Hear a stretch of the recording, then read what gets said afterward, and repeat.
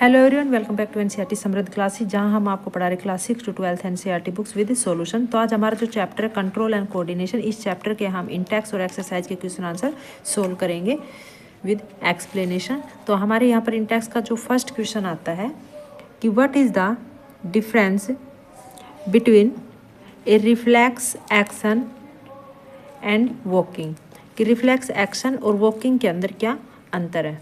तो आंसर आएगा A reflex action is a rapid automatic response without thinking or any consequent thought, whereas walking is in a voluntary process. इनकी reflex action एक अचानक से होने वाला रिस्पॉन्स है, जल्दी से, ठीक है, यानी कि जो बगैर सोचे समझे जो हम रिस्पॉन्स देते हैं, जबकि जो वॉकिंग है वो अपनी इच्छा अनुसार करने वाला एक प्रक्रिया या कार्य है। जैसे हमारे कोई भी जैसे चींटी वगैरह बाइट कर लेती है तो हम अचानक से देखते हैं, या कोई पिन वगैरह हमें पिंच करता है तो हम अचानक से हाथ को पीछे हटा लेते हैं, ठीक है। तो वो क्या है, एक रैपिड रिस्पॉन्स होता है, ऑटोमेटिक। तो वही क्या है, रिफ्लेक्स एक्शन है। और वॉकिंग जो हम अपनी इच्छा अनुसार जैसे चलते हैं फिर बंद कर देते हैं, जो भी चलना वगैरह जो होता है, तो वो क्या है, वॉलंटरी प्रोसेस है। नेक्स्ट है सेकेंड क्वेश्चन कि what happen at the synapse between two neurons, यानी कि जो दो न्यूरॉन्स के बीच में जो स्नैप्स होते हैं वो क्या करते हैं, क्या है उनका काम वगैरह। तो आंसर में लिखेंगे the electrical impulse sets off the release of some chemical at the synapse between two neurons, कि जो इलेक्ट्रिकल इम्पल्स का जो एक सेट होता है, ये जो केमिकल रिलीज करता है, ठीक है, जो दो न्यूरॉन्स के बीच में जो क्या होता है वो स्नैप्स होता है, यानी कि साइनेप्स के अंदर जो इलेक्ट्रिकल इम्पल्स का सेट है, जो केमिकल इसके अंदर यहाँ पे रिलीज होता है। नेक्स्ट है question third, which part of the brain maintains posture and equilibrium of the body, कि ब्रेन का कौन सा भाग पोस्चर और इक्विलिब्रियम को बनाए रखता है हमारे शरीर का, ठीक है। तो इसके अंदर आंसर आएगा सेरिबेलम, यानी कि सेरिबेलम के अंदर जो हिंड ब्रेन होता है maintains posture and equilibrium of the body. ये था क्वेश्चन थर्ड का आंसर। नेक्स्ट क्वेश्चन आता है क्वेश्चन नंबर 4 कि how do we detect the smell of an agarbatti, यानी कि इंसेंस स्टिक्स, कि अगरबत्ती की स्मेल को हम कैसे डिटेक्ट करते हैं, कैसे जो पहचानते हैं, कि हम कैसे बता देते हैं कि अगरबत्ती की स्मेल है, हमें कैसे पता चलता है। तो आंसर में लिखेंगे we detect the smell of an agarbatti कि incense sticks with the help of olfactory receptors, ठीक है, यानी कि जो ओल्फैक्टरी रिसेप्टर होता है उससे पता चलता है, located in our sense organ in the fore brain, यानी कि जो हमारे सेंस ऑर्गन होता है जो फोर ब्रेन में प्रेजेंट होता है, ठीक है। नेक्स्ट है question number 5, what is the role of the brain in reflex action, कि रिफ्लेक्स एक्शन का ब्रेन के अंदर क्या रोल है, या ब्रेन में जो रिफ्लेक्स एक्शन क्या जो कार्य करता है।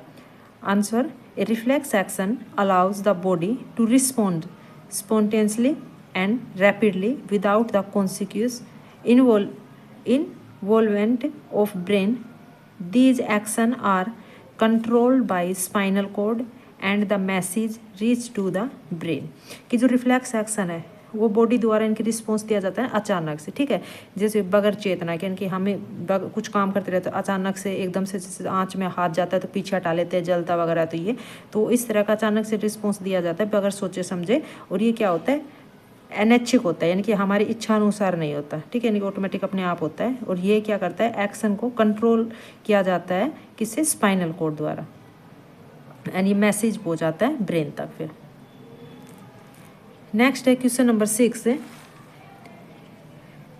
कि what are plant hormones, plant hormones क्या है।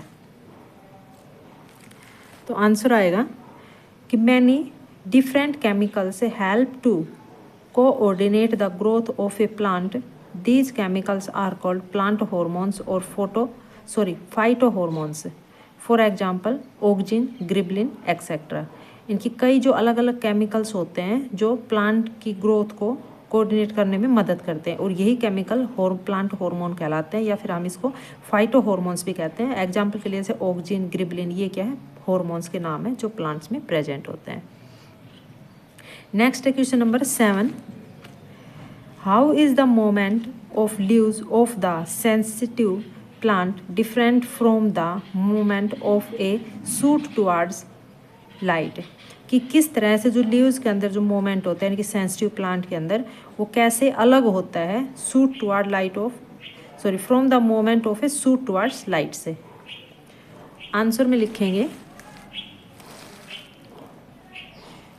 The moment of leaves of the sensitive plants show nestic moments यानी कि that is moment is non-directional whereas the movement of a shoot towards light is an example of tropic movement or tropism यानी कि that is movement in one direction towards the stimulus यानी कि movement of leaves of sensitive plant के अंदर जो nastic movements होता है, nastic movements यानी कि जो मूवमेंट होता है नॉन डायरेक्शनल कि जिसकी कोई डायरेक्शनल नहीं होती यानी कि जो एक डायरेक्शन के अंदर जा रहा है या किसी भी डायरेक्शन के अंदर जा सकता है, जबकि movement of A shoot towards के अंदर यानी कि लाइट्स में वो क्या होता है ट्रोफिज्म होता है यानी कि उसकी वन डायरेक्शन होती है। ठीक है, ये दोनों के अंदर क्या है डिफरेंस है।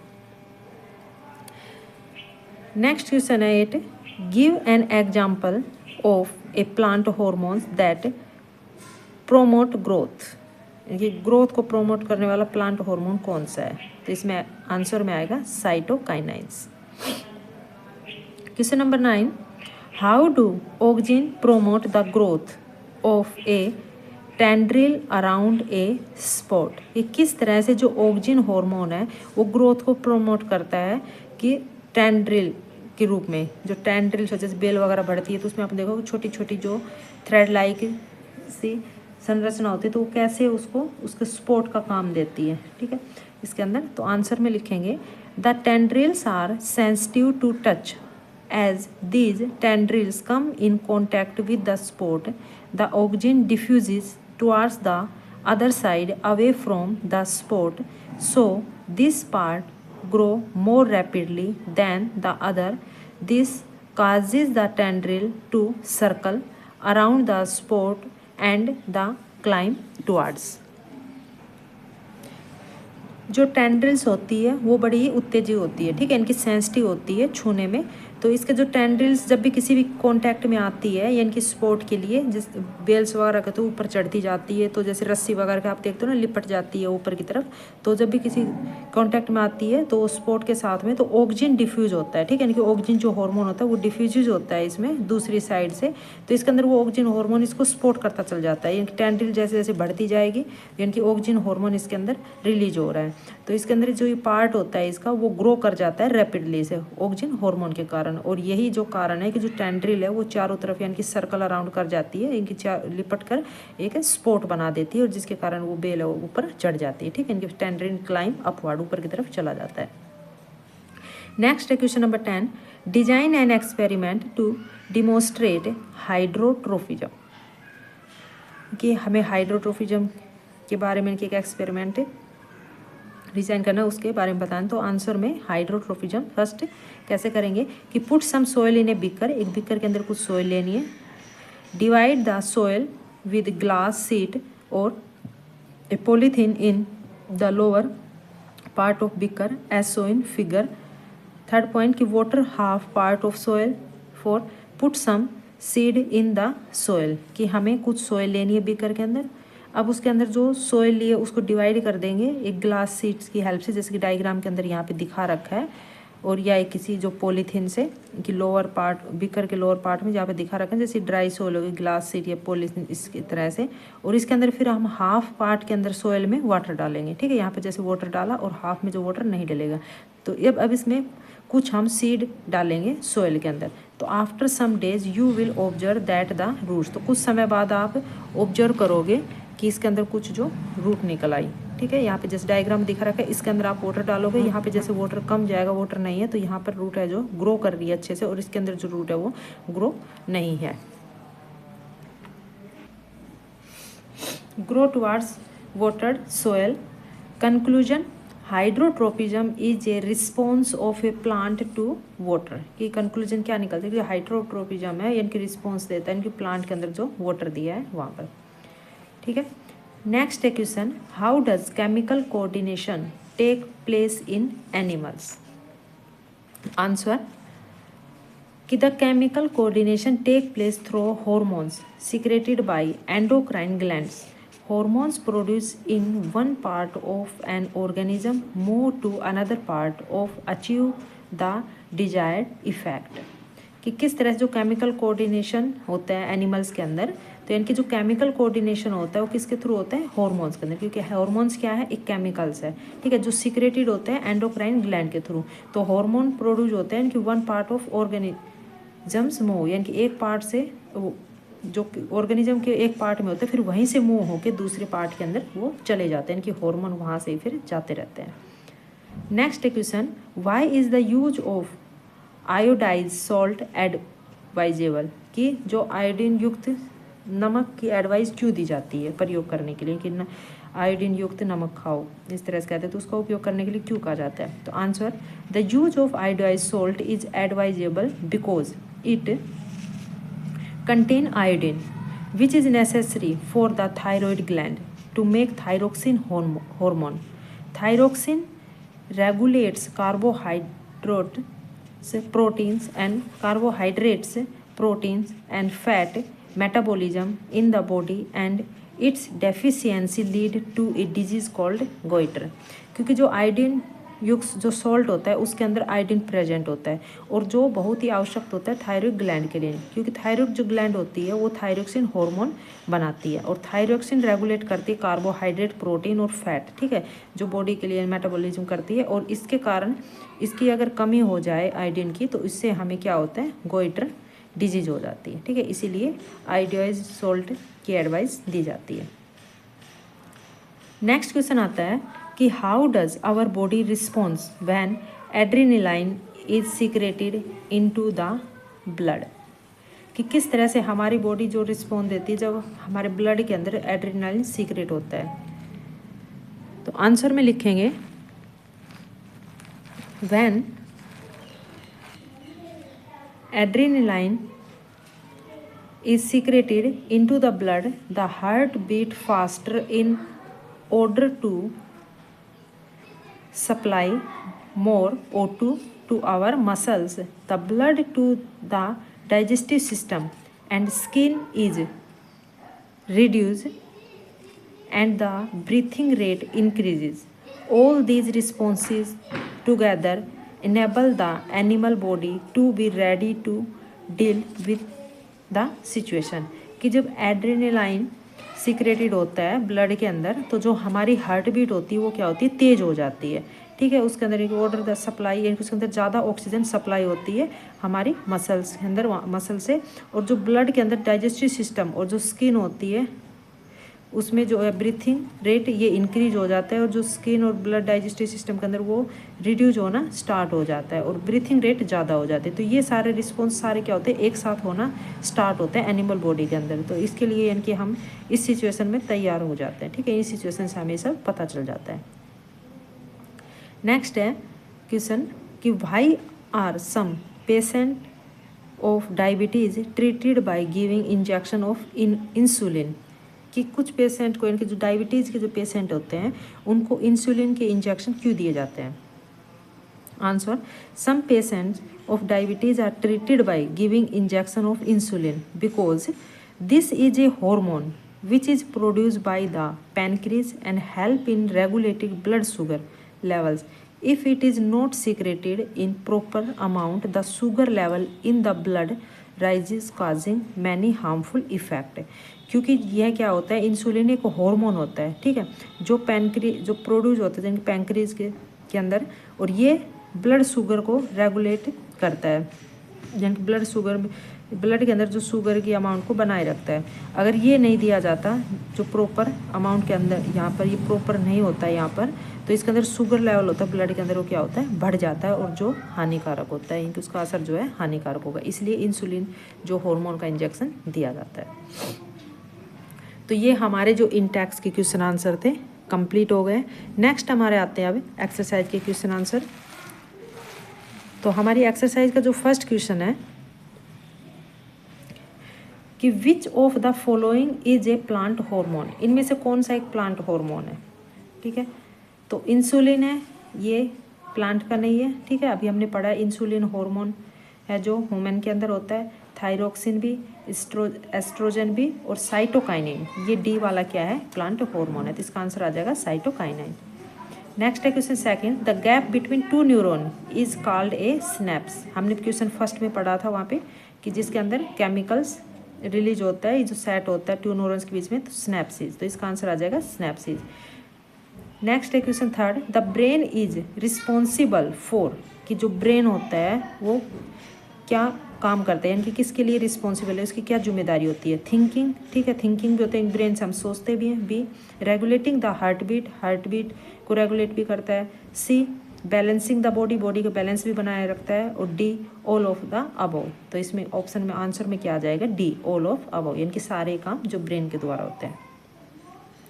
नेक्स्ट है question 4, what is the function of receptors in our body, think of situations where receptors do not work properly, what problem are likely to arise. कि हमारी बॉडी के अंदर रिसेप्टर्स के क्या फंक्शन होते हैं, ठीक है, अगर सोचने की सिचुएशन के अंदर जब रिसेप्टर काम नहीं करते प्रॉपरली तो क्या प्रॉब्लम्स आ सकती है, यानी कि क्या समस्याएं हो सकती है।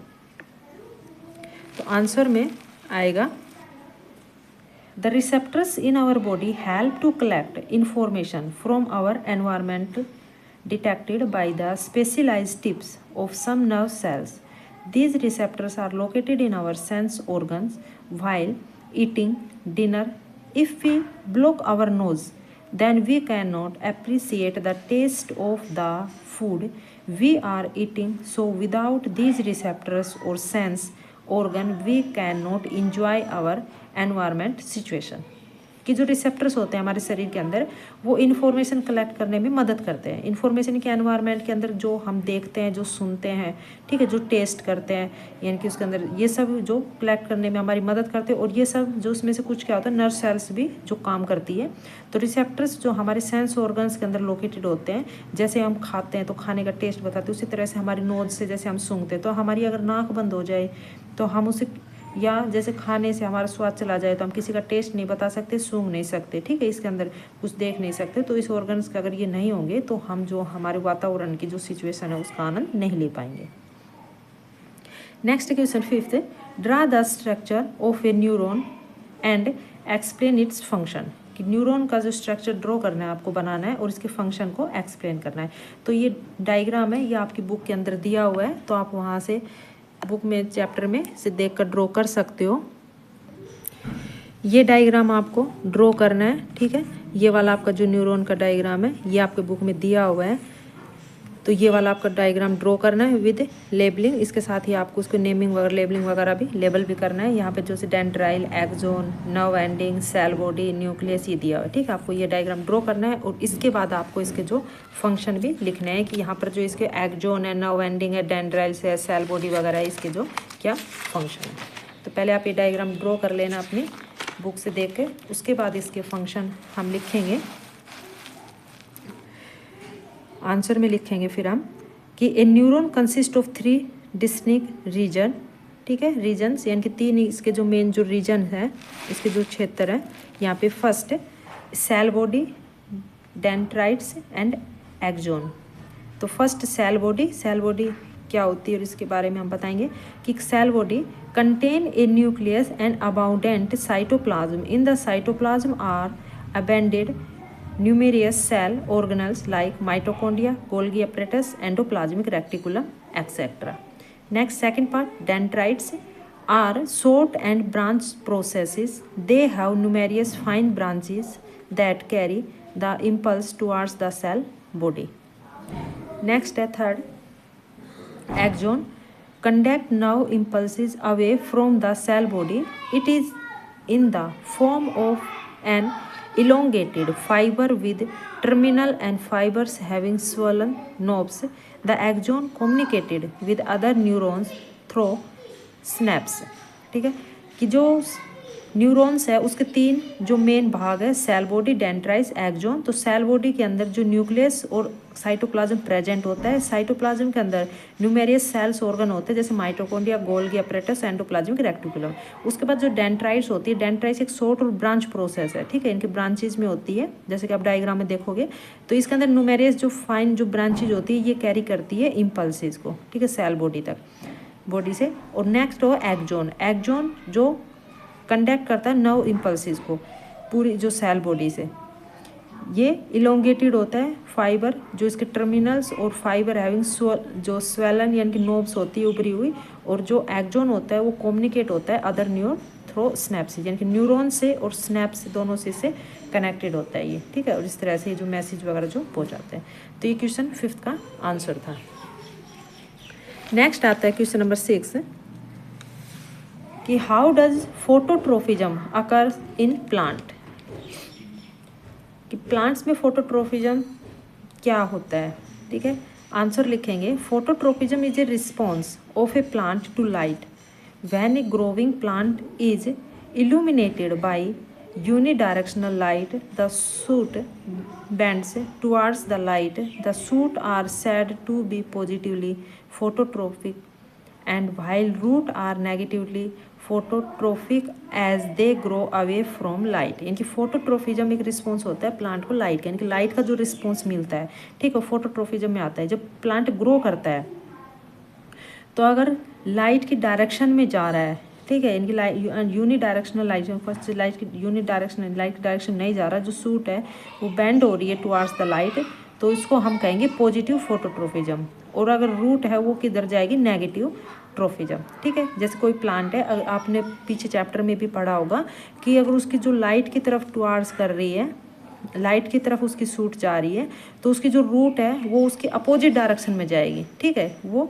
नेगेटिवली पॉइंट में जाएगी। ऊपर वाली पॉजिटिव में, तो यानी कि इस तरह से रूट वो जा रही है, सूट इस तरह है, तो नीचे की रूट है वो इस डायरेक्शन के अंदर जाएगी, ठीक है। तो यही क्या कहलाता है, फोटोट्रोफिज्म के अंदर, यानी कि लाइट रिस्पॉन्स में। Next question 7, which signals will get disrupted in case of a spinal cord injury. Answer, reflex action or message to brain will get disrupted in case of a spinal cord injury, ठीक है। इसके अंदर reflex action होगा, इनकी brain तक जो message पहुंचाया जाएगा स्पाइनल कॉर्ड के इंजरी में। नेक्स्ट क्वेश्चन 8 कि how does chemical coordination occurs in plant. Plant के अंदर केमिकल कोऑर्डिनेशन कैसे होता है। Answer, plants do not have a nervous system like animals. However, they do show movements in response to external stimuli and exhibit growth movements like bending, twisting, coiling, and elongation, etc. Their growth and development is regulated by external factors and a number of chemical produced by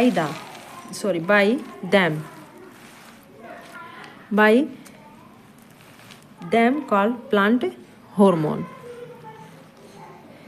कि जो plant के अंदर nervous system नहीं होता जैसे animals के अंदर होता है, जो मोमेंट वगैरह जो कुछ जैसे नर्वस सिस्टम के अकॉर्डिंग स्टिमुलाइज वगैरह करे, एक्शन रिफ्लेक्शन वगैरह हो उसके अंदर, जबकि ये शो करते हैं moment in the response of the external stimuli, यानी कि इसको बाहरी जब उत्तेजन मिलता है या इसकी जो ग्रोथ वगैरह होती है तो उसके अकॉर्डिंग इसमें मोमेंट होता है, उसके अकॉर्डिंग ये इलोंगेशन होता है, इनमें ट्विस्ट वगैरह जो ट्विस्टिंग होती है, कॉइलिंग होती है, तो इनकी ग्रोथ और डेवलपमेंट होती है वो रेगुलेट होती है जो केमिकल्स के अंदर, ठीक है, जिस तरह का जो केमिकल्स प्रोड्यूस होता है। और जो केमिकल प्रोड्यूस होता है वो क्या कहलाता है, हार्मोन कहलाता है।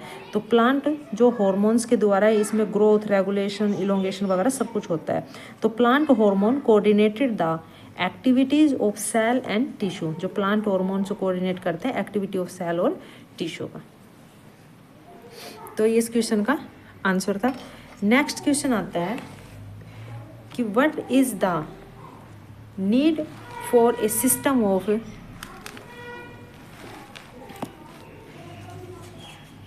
control and coordination in an organisms, कि organisms के अंदर कंट्रोल और कोऑर्डिनेशन सिस्टम की क्या आवश्यकता है। आंसर में लिखेंगे कि a system of control and coordination in an organism needed for the followings. First point, to give response to external stimuli. Second point, for proper growth and development of organisms. Third point, for survival. Four point, for communication in nervous via nerve impulse. Fifth point, for interaction between the environment and individual himself. कि इनकी ज़रूरत पड़ती है, एक तो इनकी external stimuli की response देते हैं, ठीक है। इसके साथ ही ये प्रॉपर इनकी ग्रोथ और डेवलपमेंट होती है ऑर्गेनिजम्स के अंदर, इसके कारण ही। नेक्स्ट कि सर्वाइवल के लिए, ठीक है, इनको जिंदा रहने के लिए, इनकी जीवन व्यतीत करने के लिए किस तरह से सर्वाइव करते हैं, और नर्व्स के द्वारा इनकी कम्युनिकेशन जो बनाए रखते हैं इनकी नर्वस या नर्व इम्पल्स के द्वारा। और लास्ट पॉइंट है कि इसमें एनवायरनमेंट और जो इंडिविजुअल होते हैं, यानी कि जो अदर स्पीसीज होती है, इसके अलावा जो दूसरे जो जीव होते हैं, उनमें आपस में इंटरेक्शन करने के लिए, इनकी इंटरेक्ट बनाए रखने के लिए। नेक्स्ट क्वेश्चन है कि how are involuntary action and reflex actions different from each other. कि इन ऐच्छिक कार्य और अनैच्छिक कार्य में क्या अंतर है, ठीक है। यानी इनवॉलेंटरी ऐच्छिक कार्य, अनैच्छिक कार्य, सॉरी इनवॉलेंटरी एक्शन और रिफ्लेक्स एक्शन में बताना है, ठीक है। यानी कि उत्तेजित क्रिया में और अनैच्छिक कार्य में क्या अंतर है दोनों में, यानी कि दूसरे एक दूसरे से कैसे अलग है। आंसर में लिखेंगे reflex action are the rapid automatic response which happens on specific conditions, whereas involuntary action through happens without will or thinking but are continuous action. For example, the heartbeats, blood flow are involuntary action which are spontaneously. कि जो reflex action है वो तो अचानक से कि अपने आप होने वाली एक जो क्रिया है, ठीक है, जैसे रिस्पॉन्स उत्तेजित क्रिया देते हैं, अचानक से अपने आप होती है, जिसमें जो स्पेसिफिक कंडीशन के द्वारा होता है। जबकि इनवॉल्ट्री जो एक्शन होता है वो बगैर किसी, यानी कि इसमें जब होता है तो हमें पता होता है, ठीक है, इस पर हम जैसे कंट्रोल भी कर सकते हैं। जबकि जो इनवॉल्ट्री एक्शन होता है वो विदाउट विल और थिंकिंग, यानी कि बगैर सोचे समझे होता है, उसमें हम सोच समझ नहीं सकते और वो लगातार होता ही रहता है ये कार्य। जो रिफ्लेक्स एक्शन होता है हम इसको रोक सकते हैं, कंट्रोल कर सकते हैं, लेकिन ये लगातार होता रहता है, इसको हम नहीं रोक सकते। एग्जाम्पल के लिए जैसे हार्ट बीट, जो हार्ट बीट होती है, जिनकी दिल की धड़कन को हम नहीं रोक सकते, जो ब्लड फ्लो होता रहता है उसे भी हम नहीं रोक सकते, ठीक है। तो ये कार्य लगातार जो चलते रहते हैं, तो ये दोनों के अंदर अंतर है। नेक्स्ट है question, compare and contrast nervous and hormonal mechanism for control and coordination in animals। कि हमें हार्मोन मैकेनिज्म किस तरह से कंट्रोल करता है और कोऑर्डिनेशन इन एनिमल्स के अंदर इन दोनों को कंपेयर करना है। Contrast nervous and hormone mechanism control and coordination in animals. तो आंसर में लिखेंगे कि all animals have two mechanisms, यानी कि नर्वस, सॉरी ऑल वर्टिब्रेट यानी कि जो भी एनिमल्स है have two mechanisms, nervous and hormonals यानी कि जो endocrines, which not only control and coordinates various cellular activities but also help the animals to respond to stimulus. The nervous system is comparatively faster and localized in action, while the hormonal mechanism is slower and has a widespread action in the body. Both the mechanism interact and are involved in the control and coordination of various functions in the body. Second point कि interaction between the environment and the body, कि जो भी vertebrates है, जो भी animals है, उसके अंदर दो मैकेनिज्म्स होते हैं, एक तो इनकी नर्वस और दूसरा हार्मोनल, ठीक है,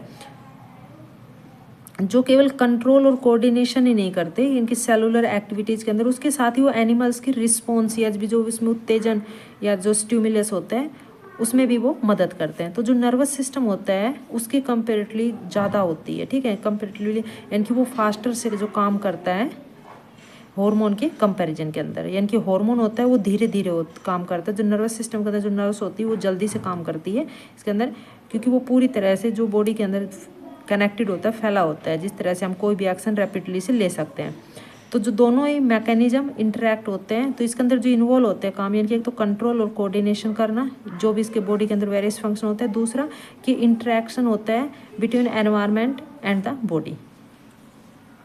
नेक्स्ट है question, what is the difference between the manner in which moment in the sensitive plant and moment in our legs take place.